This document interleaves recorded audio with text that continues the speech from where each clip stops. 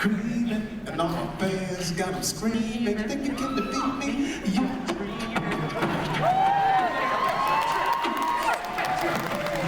I love that movie. Sorry. Is this really the real stuff? It's the real stuff. What was your question? I was just saying, we noticed in your entrance that you have these amazing abilities. Oh yeah, my running entrance, yeah. And stuff before was pretty impressive, the climbing walls and things like that. Oh yeah, I forgot about that part. That was pretty good. But you could do anything. You could be in movies. You could be a stuntman. You could be a professional athlete. You could make a lot of money doing what you can do, and yet you choose to help people for, as far as I can tell, no money.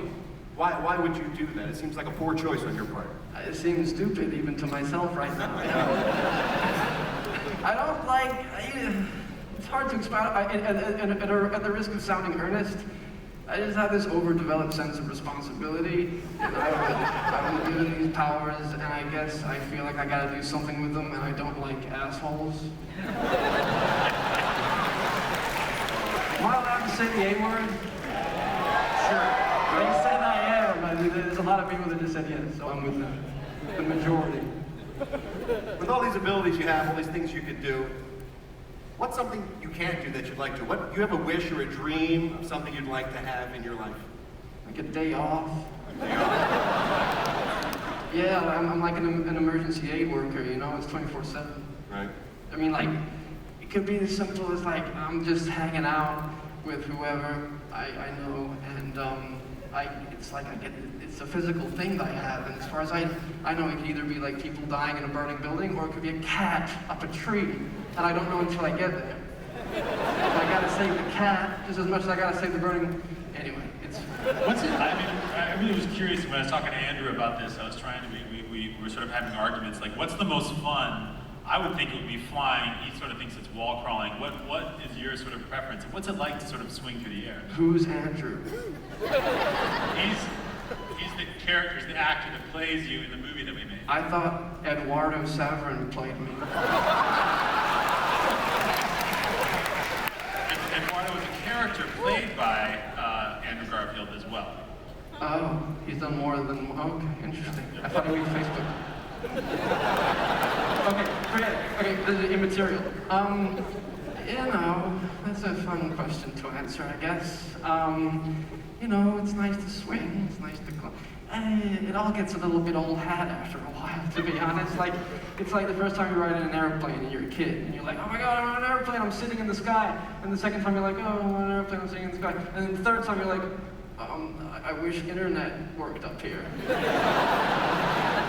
You get kind of irritated with the banality of the swinging. Anyway, guys, I'm getting the sense stuff, so I gotta go, and I gotta go to the bathroom.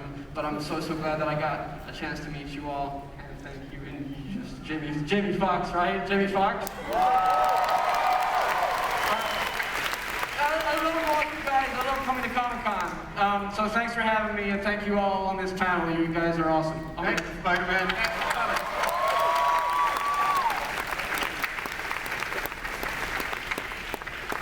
Spider-Man, everybody.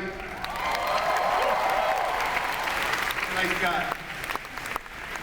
Jamie, how fun is it to play a Spider-Man villain? Because Electro just looks like a kick-ass villain. It's extremely fun to play the villain. You don't have to color inside the lines, if you will. And the thing is that when I got the call about this, my 3-year-old, she was 3 at the time, she's playing on her Spider-Man jumper. She's having a Spider-Man birthday, and they called me and said they want you to play Electro, and I was like, wow, this is gonna be crazy. And my daughter was like, man, Spider-Man's gonna kick your ass. And I was like, that's gonna be part of it, but I'm planning on doing some ass kicking myself.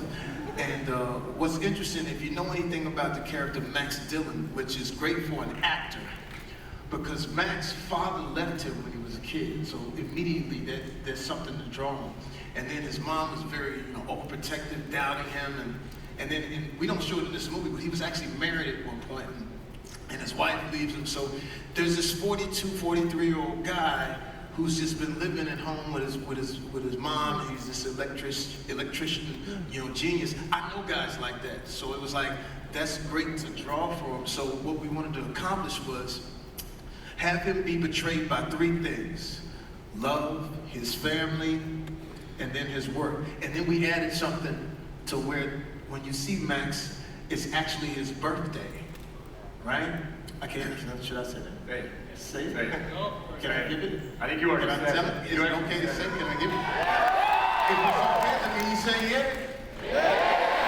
So what it is that we said, okay, it's Max's birthday, and even his mom doesn't remember his birthday. So he says, Mom, it's a very important day. You have anything to say to me? No. So you immediately see that he's in a hole, so that when he turns into Electro, it makes sense that he has so much venom and so much anger, and I wanted him to play exactly opposite of what you just saw sitting here with all the jokes. I wanted Electro to be a serious individual that wants to burn the city down and burn Spider-Man along with it.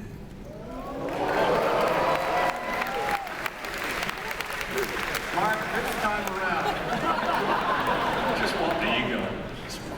This time around, Mark, you're free of the constraint of the origin story.